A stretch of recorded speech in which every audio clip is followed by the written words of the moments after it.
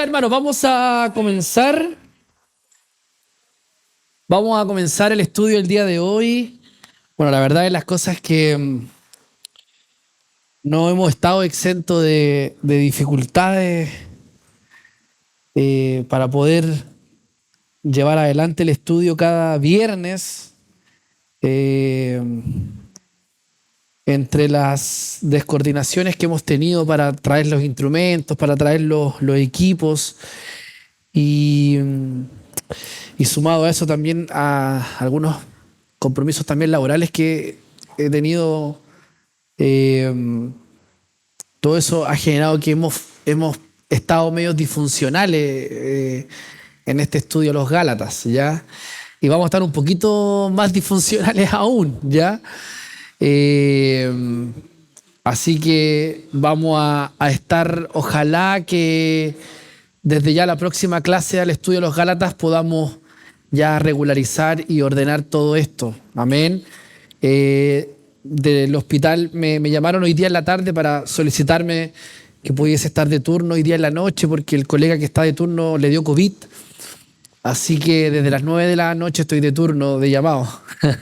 Así que esperemos que podamos hacer el estudio tranquilo. La semana pasada, para los que no vinieron, estábamos en pleno estudio. Lo iba a partir, de hecho, iba a partir la lección y me activaron del hospital. Así que tuve que correr rápidamente al hospital porque era un paciente que estaba en el hospital Friki ya. Así que aprovechamos ese viernes de poder desarrollar una guía de estudio, ¿cierto? Que de acuerdo a lo que después el pastor me compartió, fue un tiempo bastante provechoso que se vivió a nivel grupal y yo creo que también es saludable que en el estudio como tal tengamos estas instancias para poder desarrollar preguntas, desarrollar trabajos también de investigación, etcétera, ¿ya? La próxima semana, Dios mediante, yo no voy a estar, así que el pastor, quien va a estar asumiendo el liderazgo del estudio, él va a estar haciendo algo especial el próximo viernes y no sé lo que va a preparar, pero puede ser tal vez de que se desarrolle también la guía durante ese día, ¿ya? Ahora nos vamos a enfocar explícitamente en avanzar, ¿cierto? En avanzar, porque si no vamos a terminar como en 3 años más con el estudio de los Gálatas y no es la idea, ¿ya? No es la idea que lo dilatemos tanto. Así que eso, pues mis hermanos, ¿cómo están todos? Bien. Algunos han tenido algunas semanas complejas. Por ejemplo, nuestra hermana Carmen, no sé si algunos saben, pero ayer tuvo que ser intervenida de urgencia en la madrugada porque le quedó un catéter dentro. Así que vamos a estar orando también al final de esta reunión por nuestra hermana. Amén. Estuve yo visitándola con Camila el día lunes, estuvimos allá. Martes estuvimos visitándola y en verdad que hay bastante angustia también por todo el proceso de la operación, por todo lo que implica. Po. No es bueno, a ver, estar enfermo nunca es bueno, ¿cierto? No, uno no la pasa bien enfermo. Que alguien me diga, sería alguien trastornado que me diga que uno la pasa bien cuando está enfermo. Eso es imposible, uno no la pasa bien cuando está enfermo. Pero el Señor lo permite, ¿cierto? Para seguir forjando nuestro carácter conforme, ¿cierto? A su carácter. Por lo tanto, vamos a estar orando al final por nuestra hermana Carmen y también por todos aquellos que están también enfermos. También supimos en la semana de que la mamá también de Fernanda nuevamente se reactivó la infección en su pie.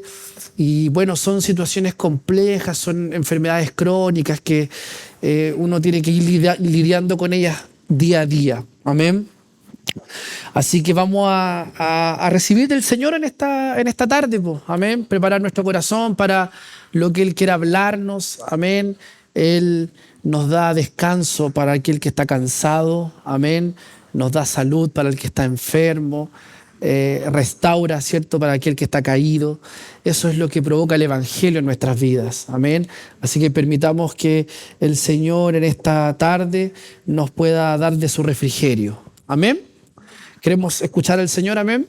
Bien, pues los invito a que inclinemos nuestros rostros. Vamos a orar al Señor para dar comienzo a este estudio. Padre, te damos las gracias por tu amor, por tu misericordia, por la posibilidad que tú nos das, Señor, de poder estar reunidos como iglesia, poder tener un tiempo de comunión, poder tener un tiempo para compartir, pero por sobre todo, Señor, tener un tiempo para poder escudriñar las Escrituras. Son en ellas, Señor, donde depositamos nuestra confianza, porque en ellas están también contenidas las palabras de esperanza para nuestras vidas, Señor. En ella también está el ordenamiento que tú quieres llevar a cabo en nuestras vidas. Por eso, Señor, queremos estar atentos a ellas, queremos ser diligentes en el estudio, Señor, de tu palabra, para que podamos ser oidores, hacedores, Señor, de tu palabra y no oidores olvidadizos de ella, Señor. Ayuda a nuestra iglesia, Señor, a que este estudio permita generar un crecimiento, y ese es el principal objetivo de este estudio, crecer conforme a tu imagen, Señor. Guárdanos de todo mal, Señor, direcciónanos conforme a tu Santo Espíritu en esta tarde, Señor, y que todo lo que hagamos, Señor, sea lleno de tu presencia. Amén. En el nombre de Jesús, amén y amén. Bien, quiero que me acompañen al libro de Gálatas, cierto que estamos en él, en el capítulo 1, vamos a leer desde el verso 10 hasta el verso 24. La semana pasada estuvimos haciendo una recapitulación, no voy a recapitular en esta oportunidad por el tiempo, pero sí vamos a ir de lleno a lo que los siguientes 14 versículos nos proponen en este título que tiene el estudio 3, que es la gracia asombrosa de Dios. Amén. Así que vamos a la escritura y me gustaría que alguien me pudiese ayudar con la lectura. Alguien que quiera leer, que lea bien.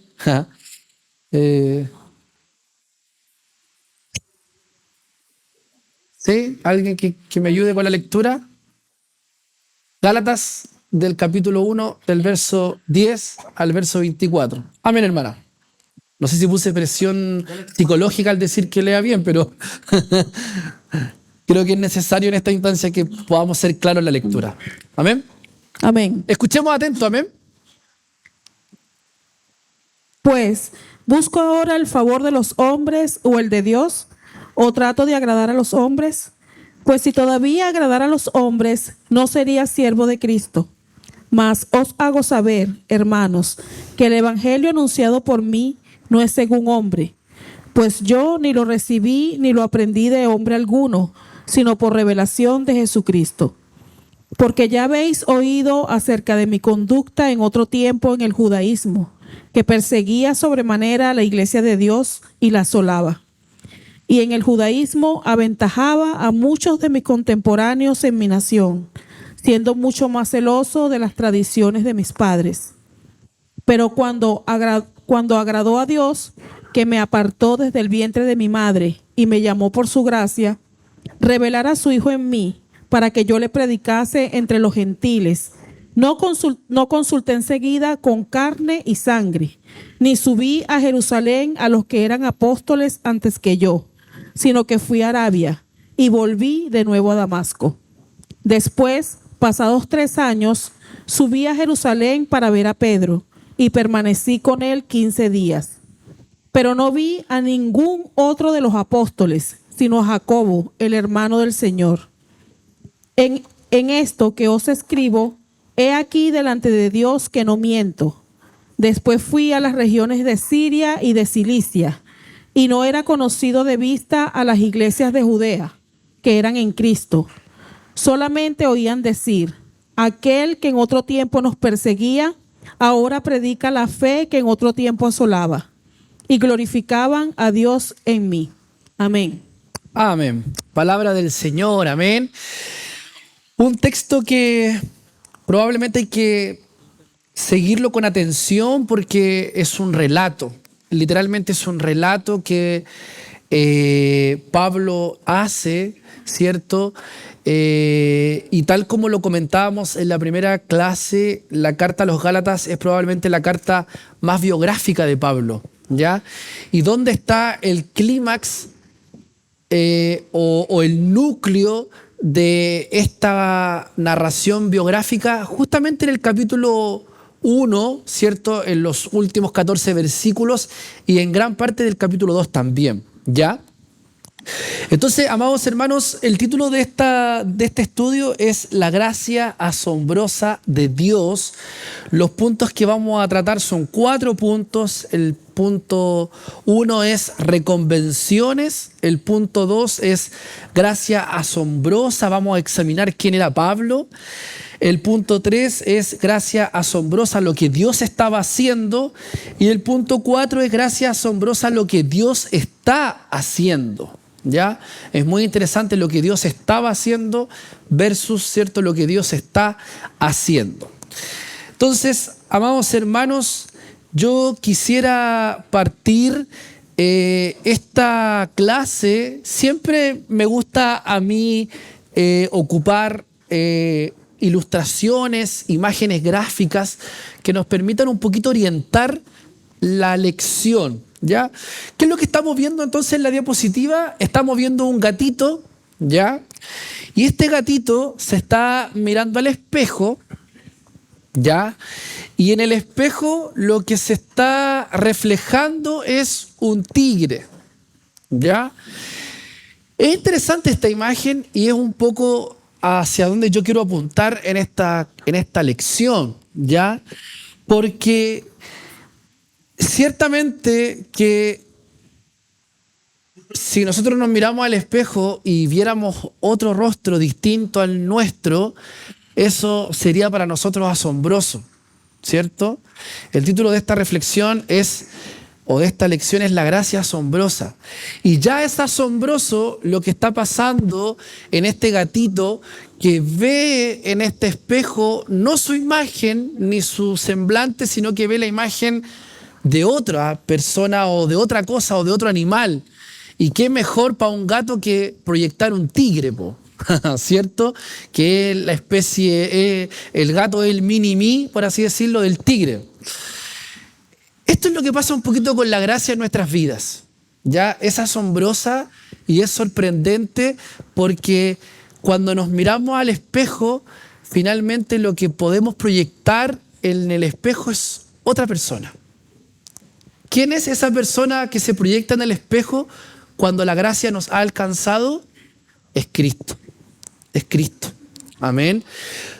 Por lo tanto, cuando ocurren transformaciones en nuestras vidas, yo hoy día compartía un asadito con unos hermanos que me invitaron después de mi trabajo, y justamente en un momento, entre todas las tallas y las bromas, el Señor tomó intervención en la junta, en la reunión, y comenzamos a compartir del Señor, del Evangelio, y empezamos a hablar justamente de este tema, de las transformaciones que Dios provoca, y saqué a testimonio y a colación la experiencia que tenemos con Cristian, que creo que es una de las experiencias más recientes, y es una de las experiencias que a mi punto de vista creo que han sido una de las más asombrosas que yo he visto de cómo el Evangelio puede alcanzar a alguien y lo puede transformar.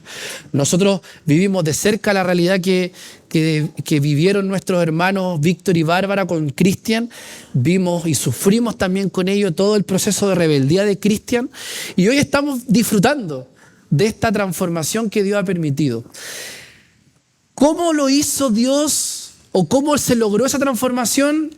Es asombroso. Y es gracia de Jesucristo, ¿cierto?, revelándose en nuestras vidas.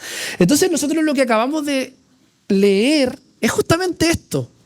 Es Pablo mostrando el espejo y mostrando a otro Pablo.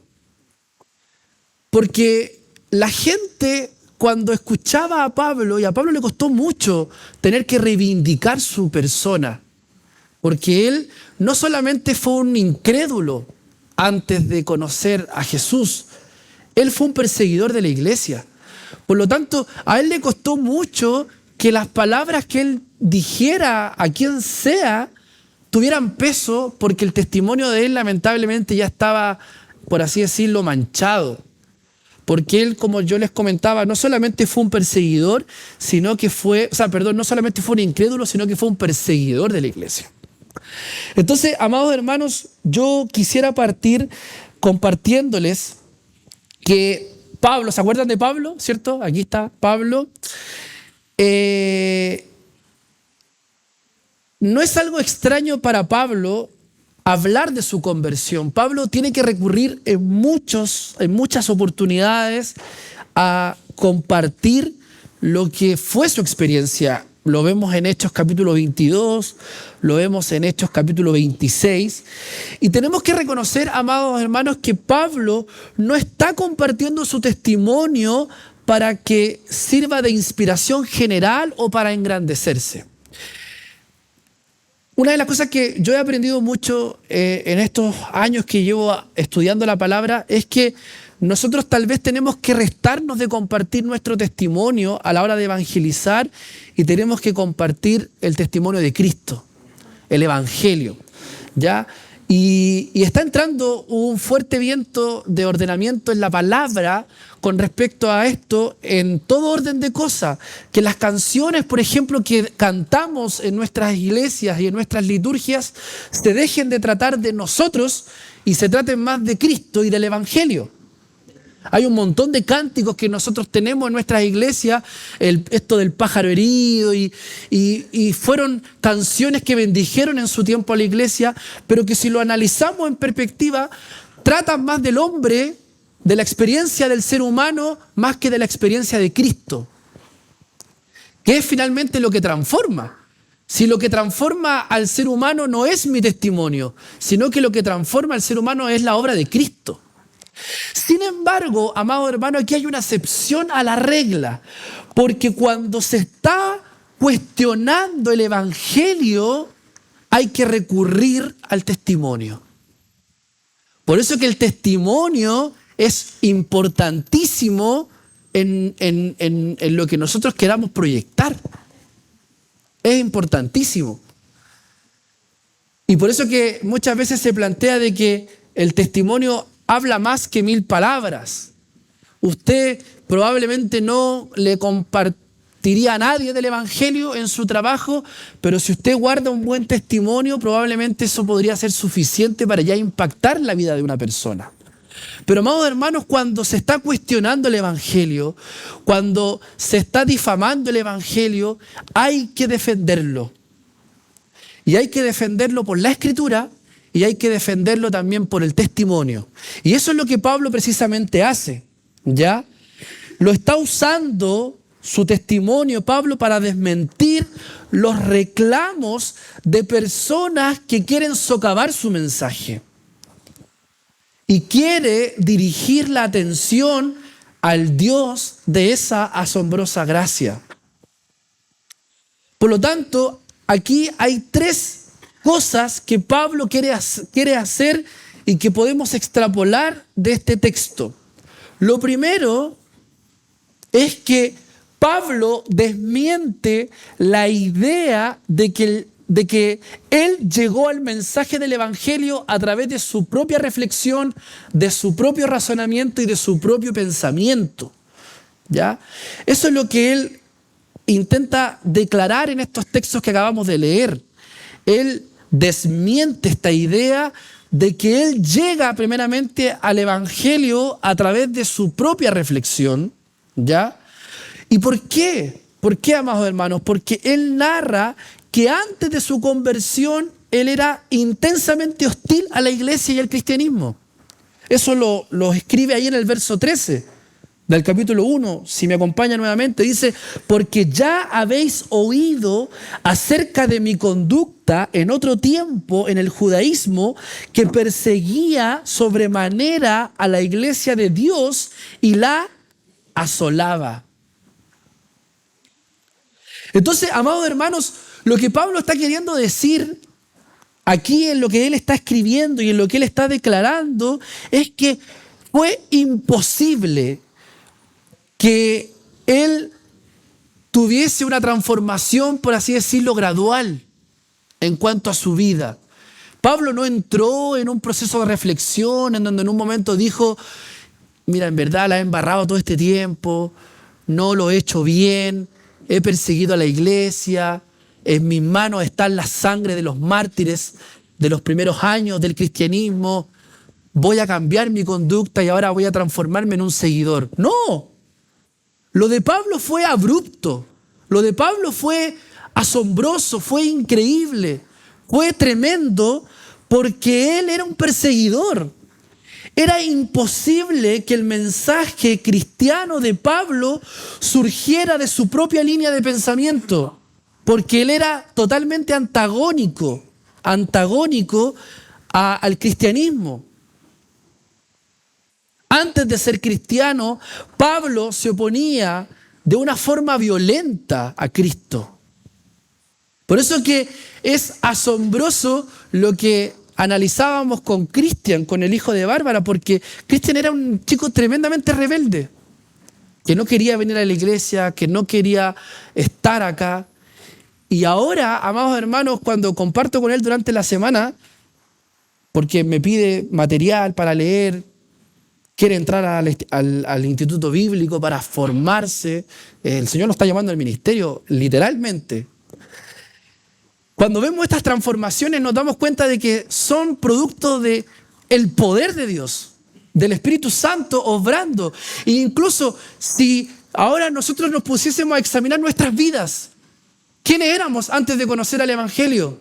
Especialmente aquellos que estaban perdidos, especialmente aquellos, porque aquellos que tal vez nacimos en el Evangelio no tenemos y no podemos tal vez jactarnos de ese testimonio, pero algunos de ustedes, ¿quiénes eran en otro tiempo? ¿Y cómo son ahora? Y ustedes dicen, wow, la persona que era antes versus la persona que soy ahora, solamente lo que se ha logrado es por obra y misericordia de Dios. ¿Amén? ¿Estamos conscientes de eso, no? Entonces, Pablo tiene un peso tremendo en su declaración argumentativa porque él dice, si yo estoy compartiendo del Evangelio hoy en día, es porque algo increíble pasó en mí. Porque yo a ustedes los perseguía. Pero mírenme ahora lo que pasó conmigo. Es cuático eso. Lo segundo que Pablo quiere hacer en estos versículos que acabamos de leer es esto. Pablo deja sin argumento el reclamo de que su mensaje del Evangelio proviene de otros, específicamente de los líderes cristianos en Jerusalén, diciendo, no consulté con nadie. Ahí en el verso 16 y en el verso 17 dice lo siguiente. Vamos a leer el 15. Dice, pero cuando agradó a Dios que me apartó desde el vientre de mi madre y me llamó por su gracia, revelar a su Hijo en mí, para que yo le predicase entre los gentiles. Miren lo interesante lo que Pablo plantea. Dice, no consulté enseguida con carne y sangre. Interesante. Ni subí a Jerusalén a los que eran apóstoles antes que yo, sino que fui a Arabia y volví de nuevo a Damasco. Entonces, aquí lo que está comentándonos Pablo, porque incluso en el verso 18 después, si seguimos con la lectura, dice, después pasados 3 años, recién, dice él, ¿qué cosa?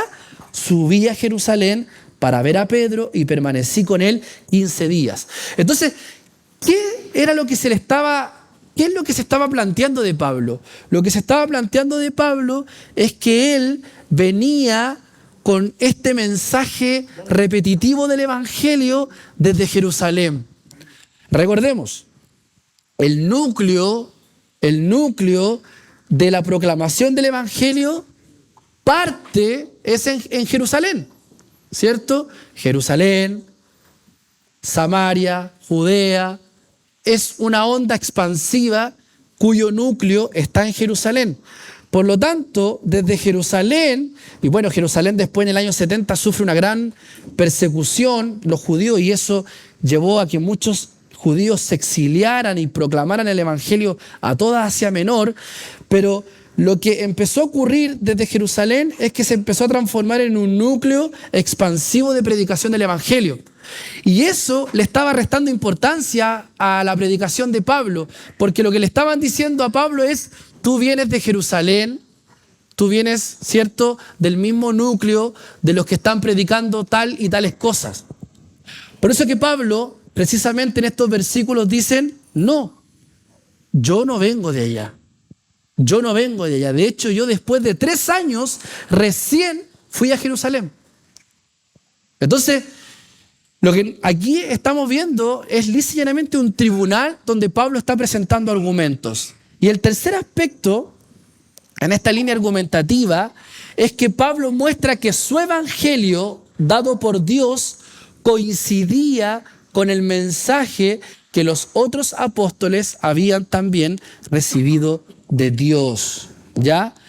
Entonces, él en cierta manera también declara de que él estuvo con Pedro, ¿cierto? Estuvo también con Santiago, compartió con las iglesias de Judea, ahí en el verso 22, ¿cierto?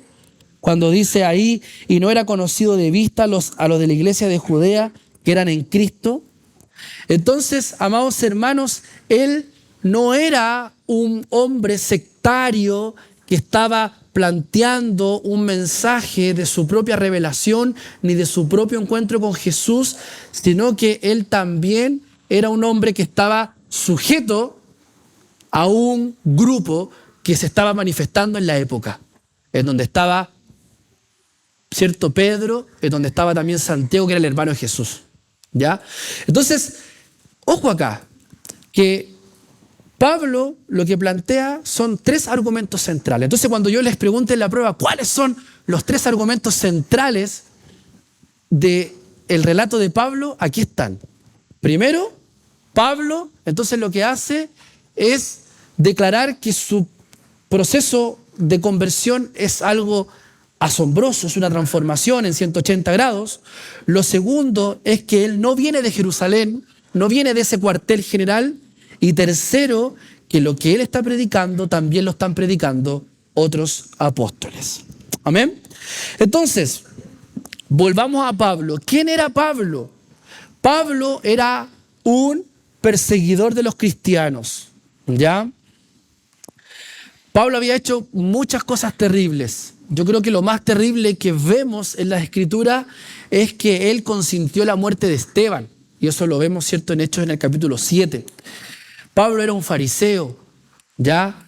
Pablo era un fariseo. Por eso que también la segunda cualidad de Pablo es que él era un religioso.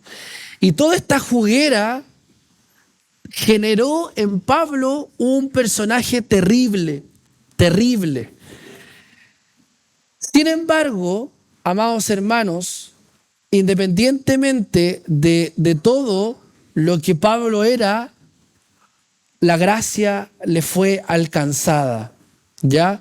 Y la experiencia de Pablo es una prueba indudable de que el evangelio no es meramente religión, sino que el evangelio, amados hermanos, nos llama a salir de la religión, tanto también como de la irreligión.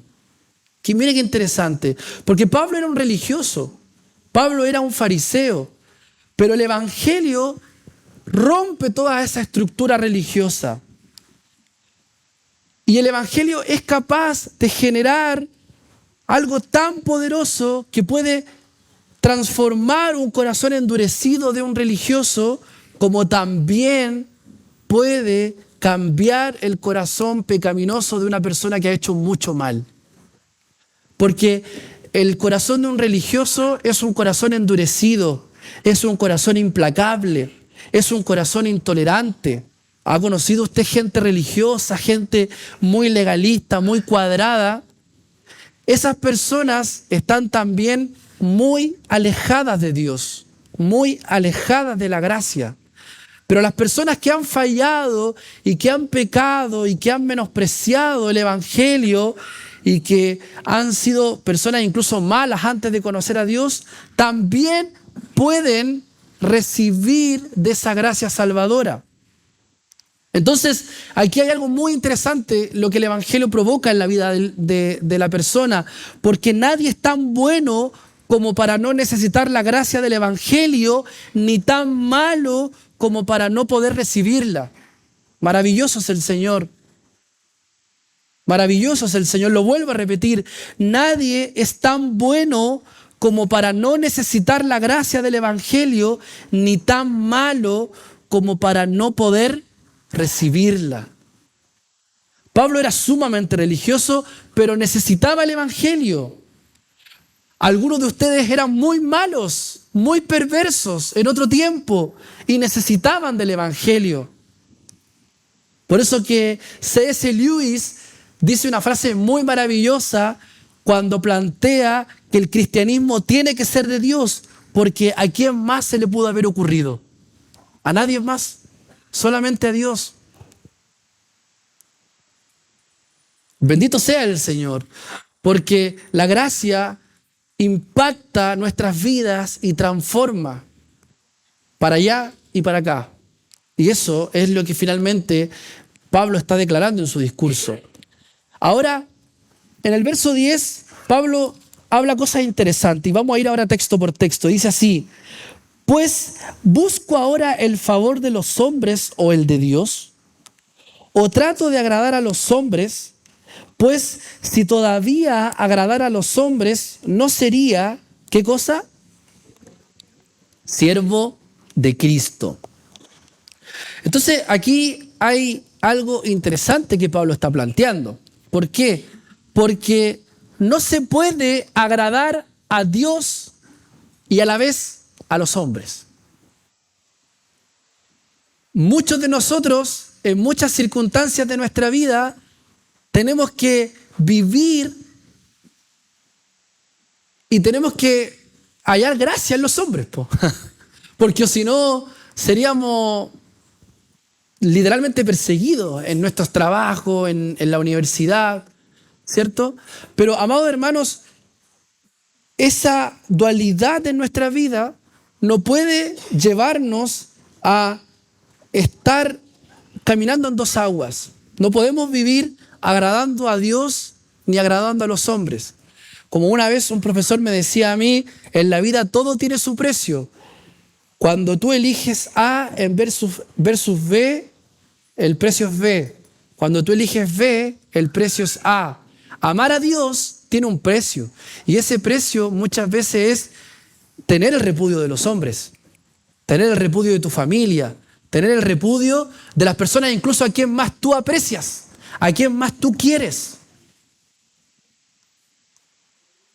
Entonces, amados hermanos, no estamos llamados a agradar a los hombres y mujeres, sino a servir a Cristo. No podemos hacer nuestra labor como creyentes tratando de agradar a los oyentes del Evangelio al mismo tiempo, porque el Evangelio en cierta manera también trae división. Porque el Evangelio trae renuncia, porque el Evangelio trae negación. Y no todos están dispuestos a recibir de eso. Por eso que Pablo le escribe a Timoteo y le dice: ninguno que milita se enreda en los negocios de la vida, a fin de agradar a aquel que lo tomó por soldado. Entonces, a ver, o nos reclutamos en el ejército de Dios o no. Y si nos reclutamos en el ejército de Dios, entonces tenemos que estar conscientes de que a quien tenemos que agradar y a quien tenemos que rendirle cuenta es a nuestro general, que es Jesucristo. Porque Jesucristo es el Señor. Amén. Entonces, amados hermanos, el Señor también lo dice: ninguno puede servir a dos señores, porque o aborrecerá al uno y amará al otro. Y el Señor lo dice: o estimará al uno y menospreciará al otro. Entonces el Evangelio es eso. Sí, es gracia asombrosa, pero también es demanda. Es demanda. Y por eso que aquí sabe Pablo que con lo que está anunciando su cabeza va a correr, tarde o temprano. Y hermanos, tenemos que predicar el Evangelio conscientes de que nuestra cabeza va a rodar. ¿Y estamos dispuestos a pagar ese precio? Por eso que Pablo en el verso 10 dice, pues, ¿busco ahora el favor de los hombres o el de Dios? Vengo a darles cierto palmetazo en la espalda y decirles que todo está bien, que el libertinaje que estaba ocurriendo en los Gálatas está bien, porque salvo siempre salvo, así que vete a pecar. No, amados hermanos.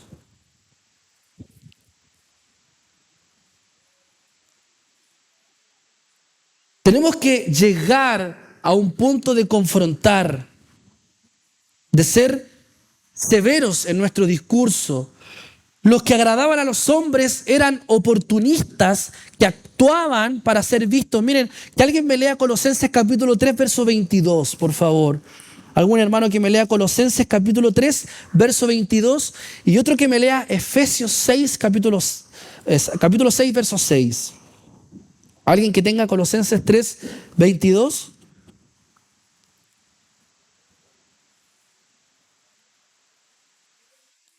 Ya, lea.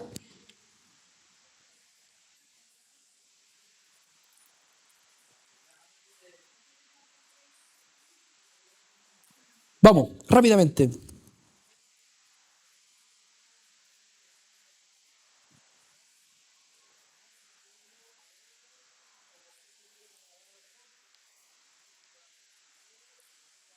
Interesante. ¿Y Efesios 6, 6, qué dice?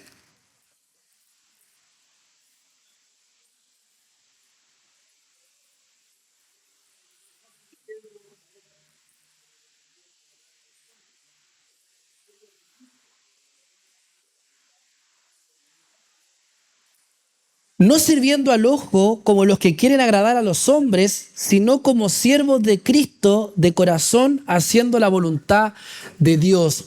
Aquí hay algo interesante, amados hermanos, porque Pablo escribió esto hace aproximadamente 2000 años atrás, ¿cierto? Probablemente la carta a los Efesios lo escribió en el año 53 después de Cristo, Colosenses fue un poquito antes, pero bueno, han pasado 2000 años. Y siempre van a haber personas que van a vivir para agradar al otro o van a desarrollar sus labores al ojo. Usted me imagino que lo ve en sus trabajos. ¿Cuántos tienen el compañero de trabajo sacador de vuelta y que cuando llega el jefe hace bien la pega, ¿cierto? Espero que no sea usted el que lo esté haciendo, pero Pablo ya estaba hace 2000 años expresando algo que está en el ser humano como pecado natural. Y tú y yo también cargamos con ese pecado, que es nunca quedas mal con nadie. Esa persona del nunca quedas mal con nadie, que pensamos que solamente son los chilenos porque los prisioneros se lo cantaban a los chilenos. No, eso es algo que está intrínseco en el ser humano porque Pablo lo escribió.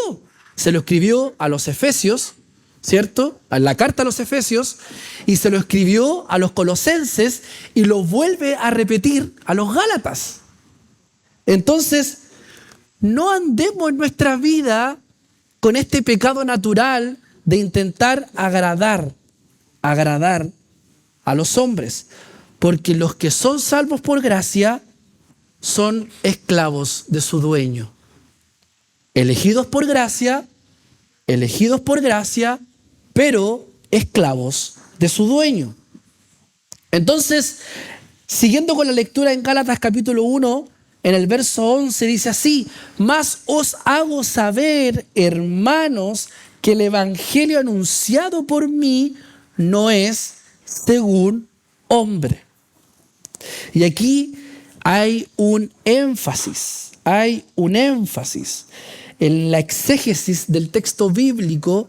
Cuando uno lee varios versículos y uno se da cuenta de que en el versículo se repite algo que está más arriba, el texto nos dice que hay un énfasis. Y uno como lector de la Escritura tiene que ponerle lamparita a ese énfasis, porque Pablo ya por segunda o tercera vez vuelve a anunciar que el evangelio que él ha recibido no es según hombre. Entonces, el evangelio predicado por Pablo era el evangelio libre de la ley, el evangelio ajeno a cualquier clase de obligación del tipo, que después lo vamos a ver en el capítulo 2, específicamente de lo que estaba pasando en los Gálatas con el tema de la circuncisión. ¿Qué es en nuestra iglesia? No lo sé. Hace un tiempo atrás era una forma de vestimenta. Pero de un modo u otro, el legalismo quiere entrar en la iglesia, ¿cierto? Y eso puede ser dañino cuando no canalizamos los mandatos bajo la lupa de la gracia. Cuando empezamos a darnos cuenta que los mandatos que recibimos en nuestras congregaciones nos comienzan a incomodar, es porque probablemente estamos caminando por el sendero de la ley y no de la gracia. Entonces, es cuática esta cuestión, porque cuánto de lo que se anuncia aquí adelante nos provoca cierta incomodidad. Y si solamente estamos sujetando nuestras cabezas y no nuestro corazón, entonces probablemente no hemos sido totalmente impactados por el evangelio de la gracia. Entonces, Pablo insiste que este evangelio libre de la ley es el evangelio que recibió por revelación divina en su camino a Damasco y que fue enviado para darlo a conocer entre los gentiles. Amén. Entonces, sigamos con el verso 13. Dice, porque ya habéis oído acerca de mi conducta en otro tiempo, en el judaísmo, que perseguía sobremanera a la iglesia de Dios y la asolaba. Y en el judaísmo aventajaba a muchos de mis contemporáneos en mi nación, siendo mucho más celoso de las tradiciones de mis padres.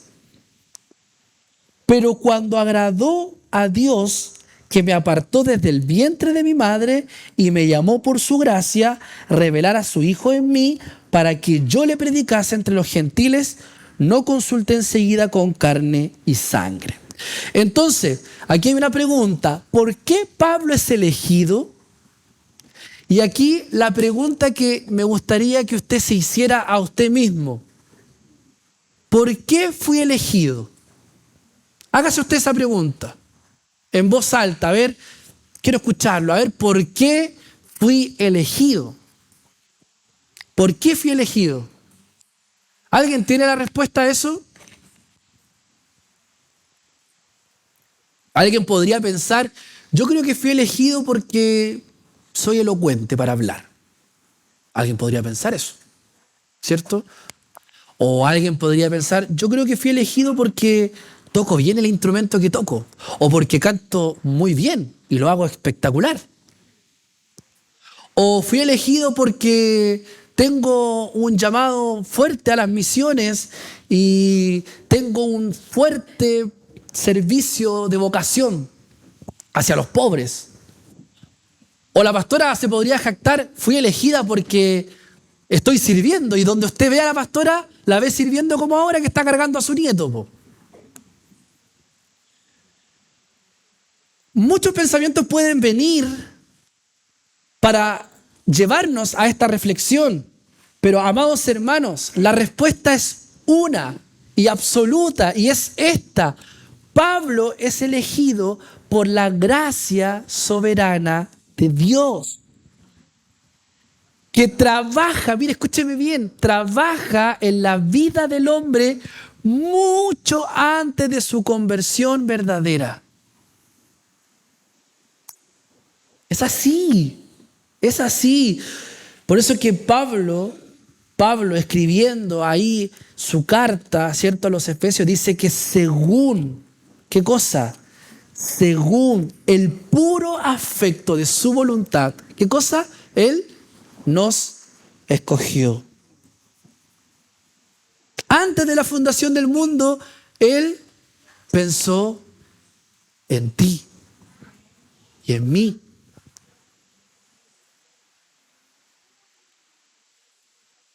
Dios Dios estaba predominando sobre todas sus intenciones y estaba usando sus experiencias y hasta sus fracasos para prepararlo. Primero para su conversión y después para ser predicador a los gentiles. Esto es sorprendente, amados hermanos, porque Pablo había estado resistiendo a Dios y haciendo mucho daño. Pero Dios todo eso lo tenía planificado. Dios estaba predominando sobre todas sus intenciones. Y esto es un tema recurrente en las Escrituras. Lo vemos también en el libro de Génesis con José. Cuando él finalmente le declara a sus hermanos que todo lo que ellos le hicieron tuvo un propósito. Y lo veíamos el domingo en la palabra que nos compartía nuestro pastor. Había un propósito eterno en que el pueblo llegara, los hermanos llegaran. Y uno piensa y dice, pucha, qué lata lo que le pasó a José. Y ahora miremos nuestros testimonios, amados hermanos, si por favor aterricemos las Escrituras. Cuántas cosas que nos han pasado que no las entendemos de buena y primera, pero son cosas que Dios ha permitido para llevar a cabo su plan y su propósito. ¿Cómo Dios nos llamó?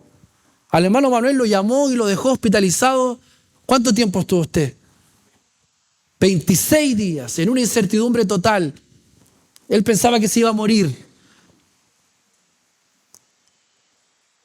Volvamos al ejemplo de Cristian perdona que los tome de ejemplo, pero es lo más fresco que tenemos tal vez ahora. Nuestros hermanos sufrieron mucho. Su matrimonio sufrió tremendas grietas también. Y uno podría pensar y decir, bueno, qué lástima todo lo que pasó, pero Dios tenía un propósito, que era sacar a Cristian del medio familiar, llevarlo a Santiago. Y Cristian también, cuando nos cuenta su testimonio, él vivió cosas muy terribles también en Santiago.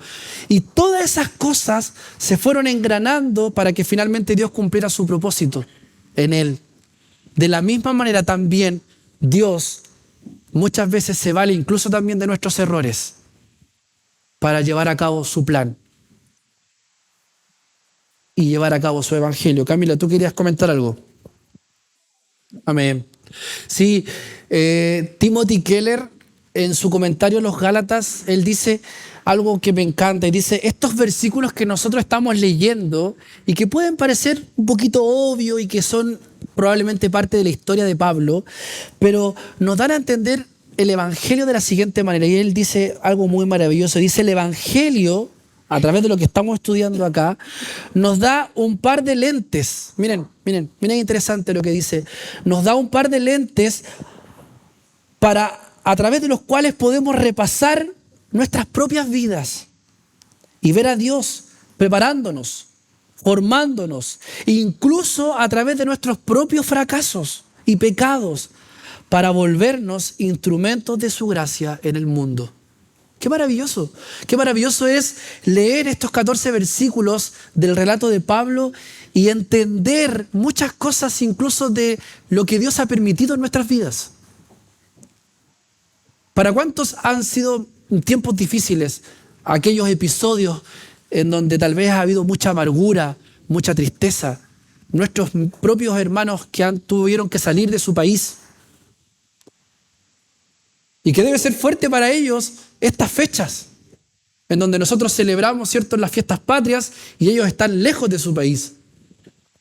Y cada uno de nosotros tiene un universo de reflexión, pero este estudio que estamos estudiando ahora nos permite y nos entrega los lentes para examinar nuestra vida a la luz del Evangelio y darnos cuenta de que Dios es soberano y que Dios cumple su propósito en nuestras vidas, lidiándose o valiéndose incluso de nuestros fracasos, de nuestros momentos difíciles, de nuestras tristezas, de nuestros pecados, porque Pablo había fallado, era un perseguidor, estaban sus manos manchadas con la vida de Esteban, cuando él consintió la muerte de uno de los grandes baluartes de la iglesia.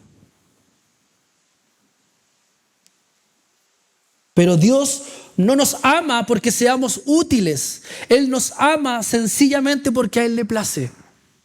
Esta es la única clase de amor en la que siempre podemos, escúcheme bien, estar seguros, ya que es la única clase de amor que no es posible que podamos perder. Esto es gracia de Dios. Amén. Bendito sea el Señor. Ya estoy terminando y solamente me quedan algunos versículos. El verso 16 dice, de revelar a su Hijo en mí para que yo le predicase entre los gentiles, y no consulté enseguida con carne y sangre. ¿Ya? Entonces, aquí hay algo muy interesante también en lo que Pablo está planteando, porque la gracia, amados hermanos, no termina en nuestra conversión. Mira qué interesante. Mira qué interesante. Por eso que Pablo declara y dice de revelar a su Hijo en mí para que yo le predicase entre los gentiles. O sea, la gracia no termina en nuestra conversión, sino que la gracia sigue obrando en la vida de uno. Porque el apóstol no solo testifica de quién fue él y de cómo Dios lo convirtió, también aclara cómo es la vida que uno tiene que vivir bajo la gracia de Dios.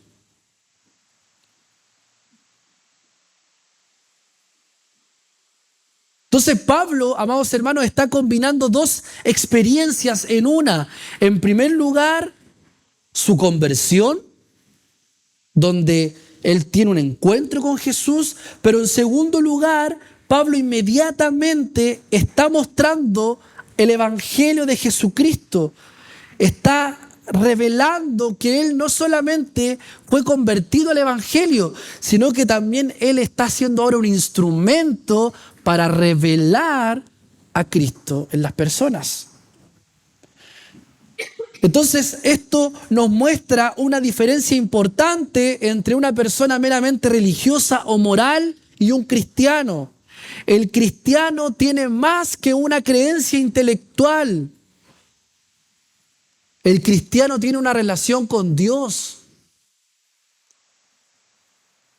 Y sabe que esta relación no es solamente producto de su propia comodidad ni de su alegría, sino que esta relación conlleva una responsabilidad de anunciar el evangelio a otros. Porque Pablo podría haberse quedado en el discurso de decir, esto pasó con mi vida, esto es lo que yo experimenté, pero no, Pablo también se propone revelar a Cristo. Y eso es lo que tiene que pasar con nosotros. No tenemos que conformarnos con nuestras vidas como cristianas o como cristianos o vivir en las consecuencias del amor de Dios. No, tenemos que proyectar el evangelio a otros. Tenemos que revelar, nos tiene que incomodar el evangelio, a anunciarlo. Porque la gracia sigue operativa en la vida de uno. Hay estudios que han demostrado, yo ahora que estoy haciendo un ramo de desarrollo eclesial, que el evangelismo se va perdiendo en la vida del creyente a medida que va proyectándose en el Señor. Si alguien se convierte aquí y es un recién convertido, la potencialidad que tiene ese recién convertido para anunciar el evangelio es, pero explosiva. Pero se da un fenómeno que las iglesias que son más añosas, por eso que hay un estudio que se hizo en Estados Unidos, que las iglesias tienen que durar 10 años. Después de 10 años tienen que dividirse y tienen que plantarse. ¿Nosotros llevamos cuánto? ¿15 años? ¿Cuándo del 2008?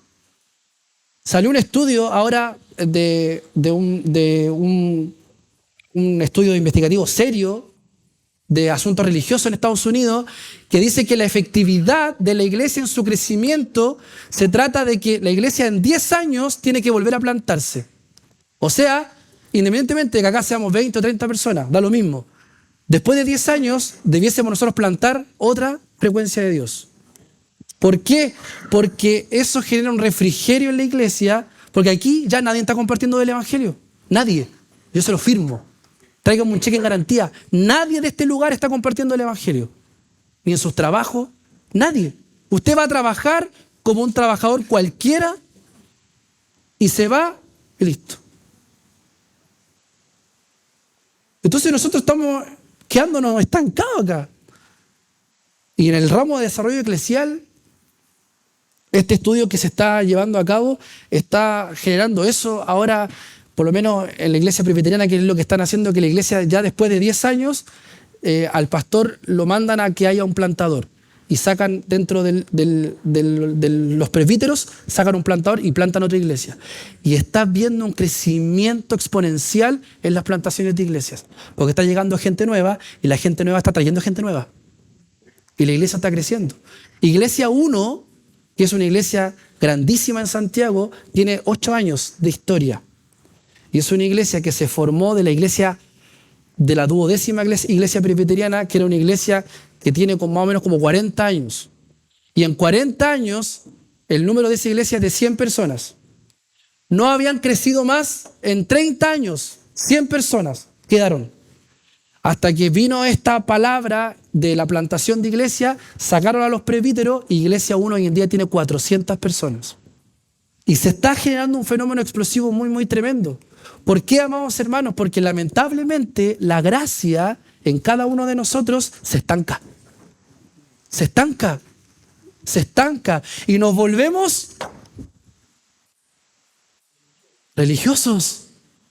Si aquí somos todos religiosos. Hablamos como Canuto.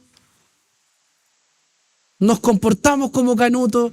En el trabajo ya todos saben que somos Canuto.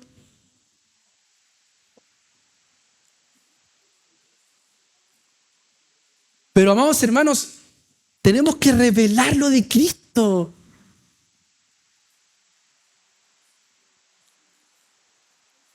Yo creo que este ramo de desarrollo eclesial que estoy teniendo en el seminario,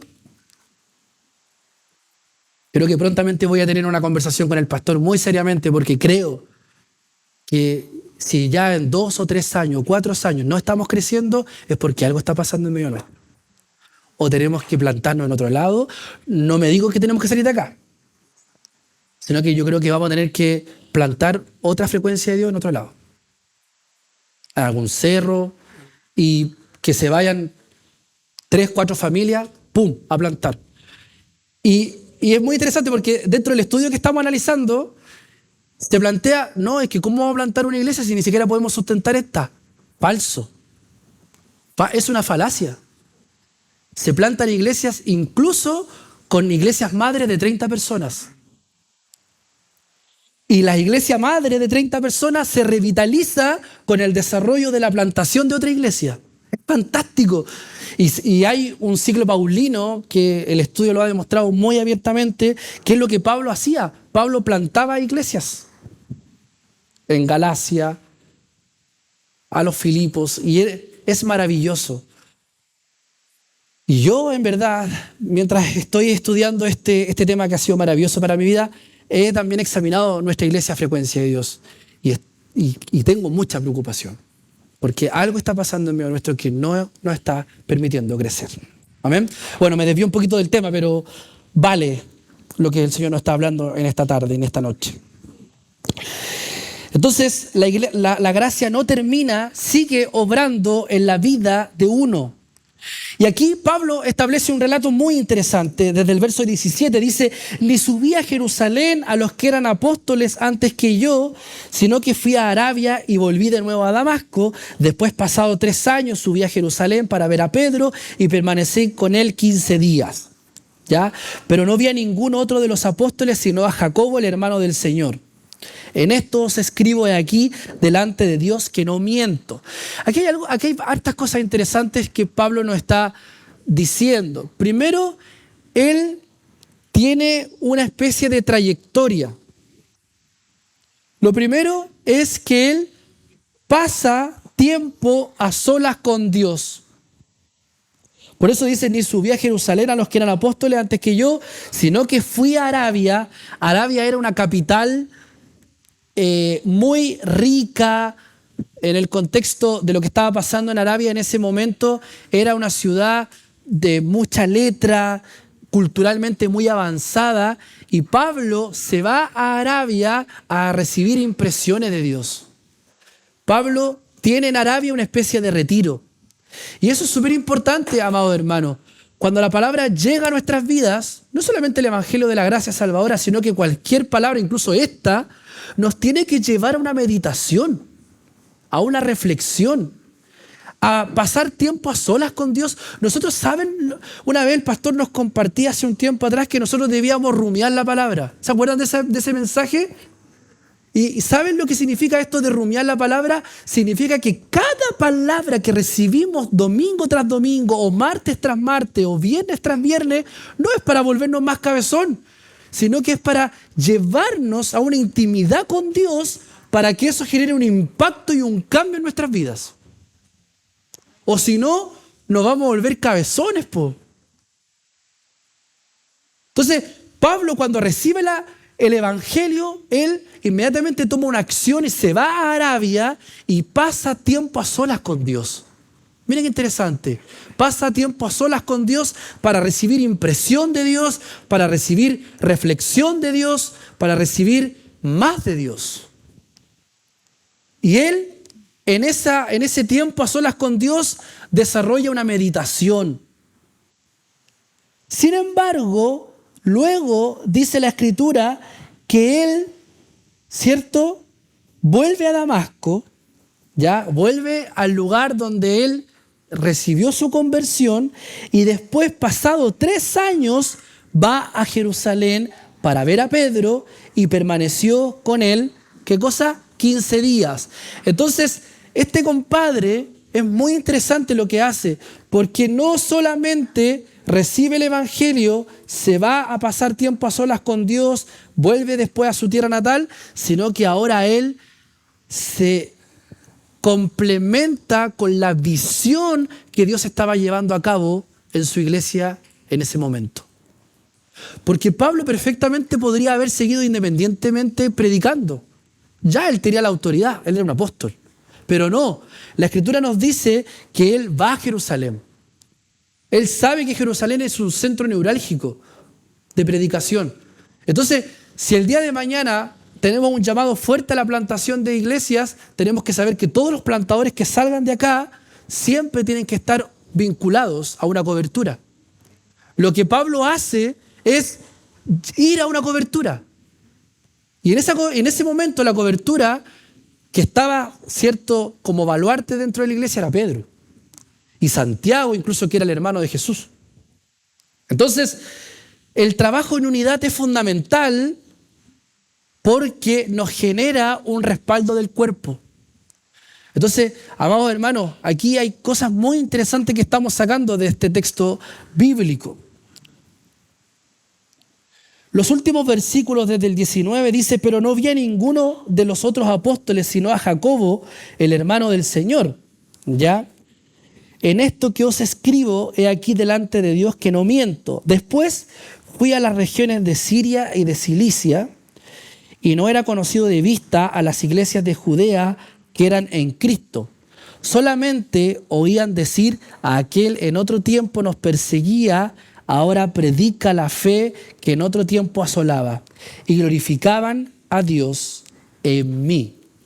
Entonces, aquí hay un par de cosas interesantes que quisiera manifestarles. Primeramente, Pablo estaba ansioso entonces, y a lo largo de toda su trayectoria apostólica, por establecer y mantener lazos de fraternidad con la iglesia de Jerusalén y con sus líderes.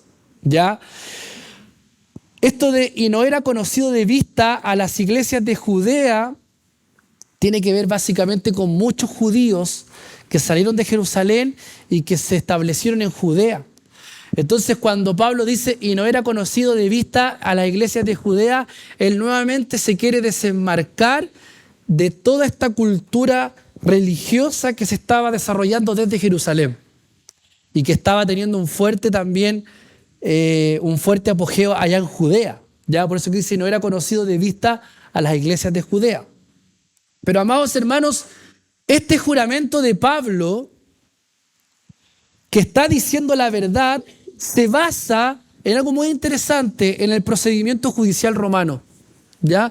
Pablo lo que literalmente está haciendo aquí, está haciendo una defensa de un tribunal. ¿Ya? Por eso que él en reiteradas ocasiones pareciera que él estuviera relatando como si estuviera frente a un juez. Por eso que él dice, no miento, ¿cierto? Muy interesante. Ahí en el verso 20, en esto os escribo aquí delante de Dios que no miento. O sea, hay un énfasis en la escritura de Pablo de defender una verdad. Y se defiende de la acusación de que proclama un evangelio hecho por hombres de segunda mano y de que su misión, ¿qué cosa? Proviene de ellos. Y ahí él dice, su evangelio no proviene de hombre mortal, sino de Dios, y no importa de dónde viniera su evangelio, porque él no viene de Jerusalén, ni tampoco de las iglesias de Judea, porque no era conocido ahí, sino que él viene, ¿cierto?, de un proceso de transformación que Dios experimenta en su vida cuando él está en plena misión de perseguir a los cristianos. Entonces, amados hermanos, aquí yo solamente quisiera concluir este estudio dándoles a conocer tal vez las dos cosas más importantes que quisiera que finalmente quedaran en su retina. Lo primero es que nosotros hemos sido impactados por una gracia salvadora. Y la gracia continúa en nuestras vidas. La gracia es operativa, la gracia es funcional. Y en este contexto, nosotros tenemos una misión hoy día que llevar a cabo en esta tierra. No solamente ser fieles seguidores de Cristo, sino que también ser capaces de que esa gracia avance y se expanda y abarque a otros. ¿Cómo? Revelando a Jesucristo en todos nuestros entornos, ya sea laborales, universitarios, etc. Tenemos el peso de nuestro testimonio, aquellos que tienen un testimonio glorioso, tienen que compartirlo, amén, no tienen que callarlo, eso sigue siendo una herramienta poderosa, pero tenemos la suficiencia de la Escritura, que ella nos permite, ¿cierto?, revelar a Cristo. Ya en las Escrituras se revela el conocimiento de Cristo que es capaz de transformar cualquier vida. Amados hermanos, cualquier vida. Si Dios fue capaz de transformar a Pablo, que era un perseguidor de la iglesia, es capaz también de transformar al jefe que usted tiene, que es un huraño, un gruñón, o un sábelotodo, o a un compañero de curso que tal vez es el más ateo, o a algún familiar que usted considere que probablemente es el más incrédulo de todos. Amados hermanos, la gracia salvadora de Cristo es para todos. Para todos.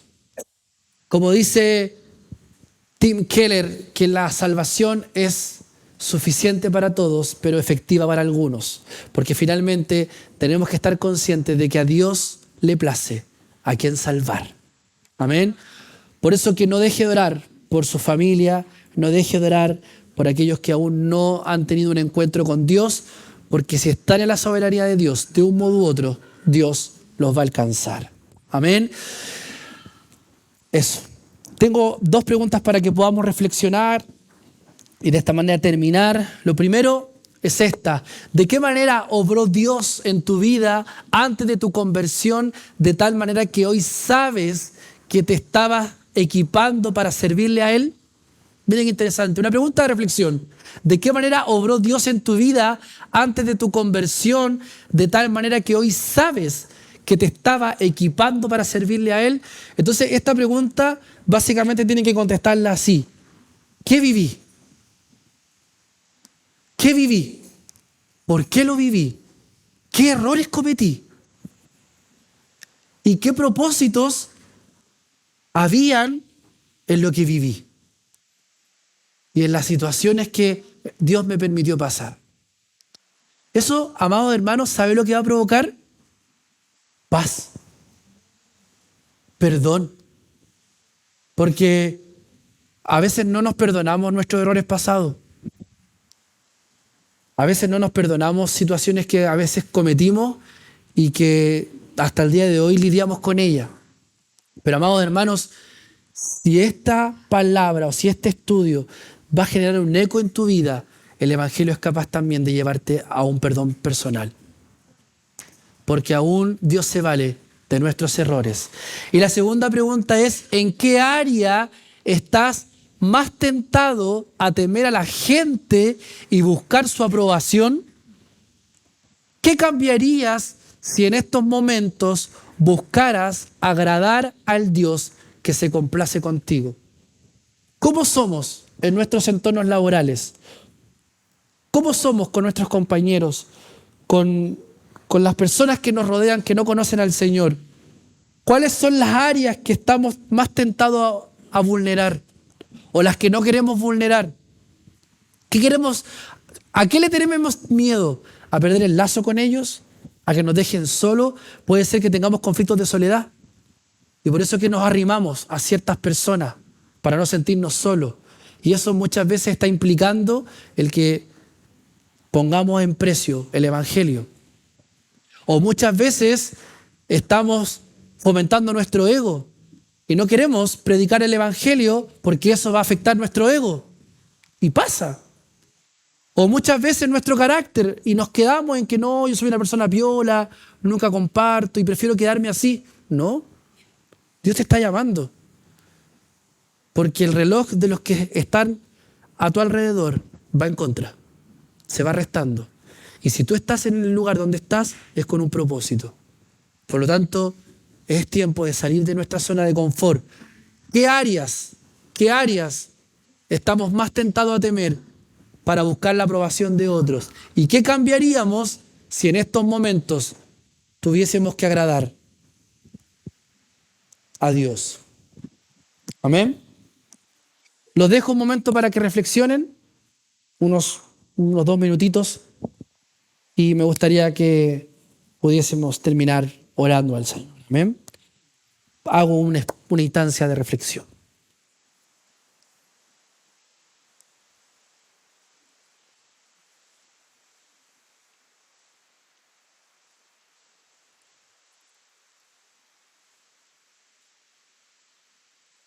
Si no entendió las preguntas, las puede volver a leer ahí.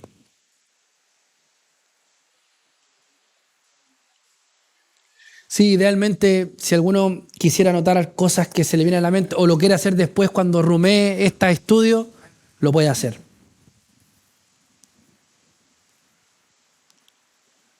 Si hay algo que quiere anotar algo, lo puede hacer. Si hay alguien que quiere compartir un testimonio hoy en día, nos encantaría también escucharlo en un ratito que tal vez tengamos.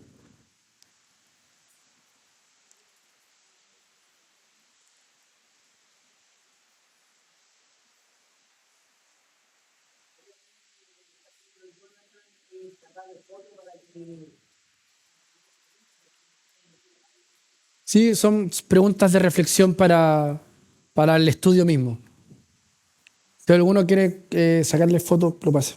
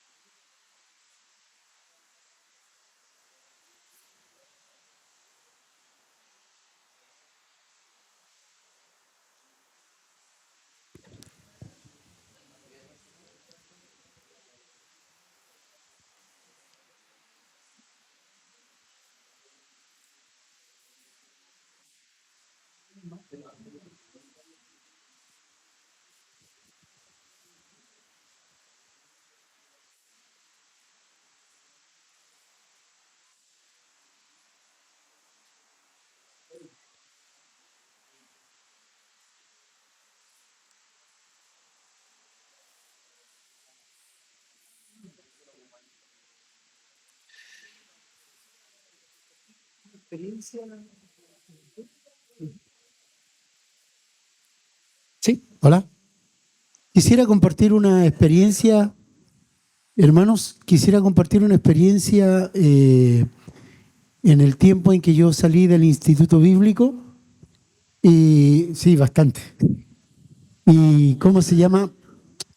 y fui tomado por el pastor Carl Davis. Él tenía el sistema que el hermano Abdiel nos conversaba recién, el de plantar. Él era un plantador de iglesia. Normalmente dentro de las asambleas de Dios se llamaban locales o se llaman locales. Pero él abría locales en diferentes lugares y él, siendo pastor de la iglesia del centro evangelístico que estaba en Serrano 248 en Santiago, él tomaba a algunos líderes jóvenes, casi todos eran jóvenes, o alumnos del mismo instituto bíblico, y los llevaba a cierto lugar. Le cuento mi experiencia. Cuando yo salí del instituto bíblico, él me preguntó a mí si yo quería trabajar bajo su cobertura. Yo le dije que sí. Ya, me dijo. En una semana más lo paso a buscar a usted y a su familia para llevarlo a San Fernando. Bueno, el deseo del corazón de cada joven que sale del instituto bíblico es inmediatamente convertirse en un obrero cristiano dentro de las asambleas de Dios y comenzar a pastorear indirectamente. Y este hombre me llevó a un lugar al interior de San Fernando que se llama San José de Peñuela. ¿Sabe usted? Es un campo. Y me puso bajo la cobertura de un hermano que sabía leer y escribir así intermitentemente. Tenía mucho dinero él. Entonces él me dijo, mire, aquí vamos a levantar una carpa. Y llegó en ese instante en que nosotros íbamos con él viajando en una camioneta 3/4, yo me había fijado que detrás venía la carpa, pero la carpa venía sin palos, sin los mástiles, ¿se llaman, hermano? Los mástiles, no traía nada, era la pura tela. Te voy a dejar. ¿Sabe? Nosotros con mi esposa en ese tiempo tuvimos que salir a cortar álamos para poder hacer los mástiles. Después que levantamos ese lugar, tuvimos que salir a recorrer puerta por puerta y cada vecino del hermano ese estaba como a 801 kilómetros para poder invitarlo a esta pequeña campaña que duró casi 4 meses. Y cuando ya estábamos en el apogeo del lugar, me tomó y me llevó a la granja Paradero 22 y ahí fue diferente, porque esa misma camioneta la cargó con una prefabricada y la prefabricada la puso en el piso y me dijo, bueno, levántela y cuando ya esté formando la iglesia me avisa para traer un grupo de coro de otro lugar que había sido plantado, que es San Luis de Macul, donde el pastor era de apellido Chacón, que es el papá del pastor Rubén Chacón, que ellos, los muchachos jóvenes, deben de conocerlos. Y claro, tuvimos que comenzar y empezamos a golpear como los testigos que va, puerta por puerta, y a 2 cuadras había una cancha, fuimos a la municipalidad, la pedimos prestada y empezamos allí otra campaña y empezamos a abrir y no había dinero de respaldo. Yo tenía una hija casi recién nacida, tenía como 4 o 5 años. Y había que alimentarla, teníamos que alimentarnos nosotros, pero sabíamos, en ese momento nosotros sabíamos que si luchábamos por Cristo, Cristo iba a responder por nosotros. Esa experiencia se utilizó hasta cuando el hermano Carl Davis murió. Cuando el hermano Carl Davis murió, murieron todos los locales, porque la visión no fue plantada como lo que estaba hablando nuestro hermano Abdiel recién. Han dicho, todos no tenían el mismo sentir de seguir plantando otras obras y convertirse ellos en los líderes de esa iglesia. Eso, hermano, no sé si se entendió, pero es más o menos la idea de la iglesia presbiteriana en estos momentos. Sí. Amén. Pues, bueno, así también, no sé si alguien quiere compartir tal vez algún testimonio asociado un poco tal vez a estas preguntas, alguien que quiera manifestar especialmente en el hecho de la primera pregunta específicamente, de qué manera obró Dios en tu vida antes de tu conversión, de tal manera que hoy sabes que te estaba equipando. Alguna situación tal vez que hayamos vivido, que haya sido fuertísima. Bien. Muy bien. Está bien, pues. No es llegar tampoco, no es tampoco llegar y armar un lugar. Hay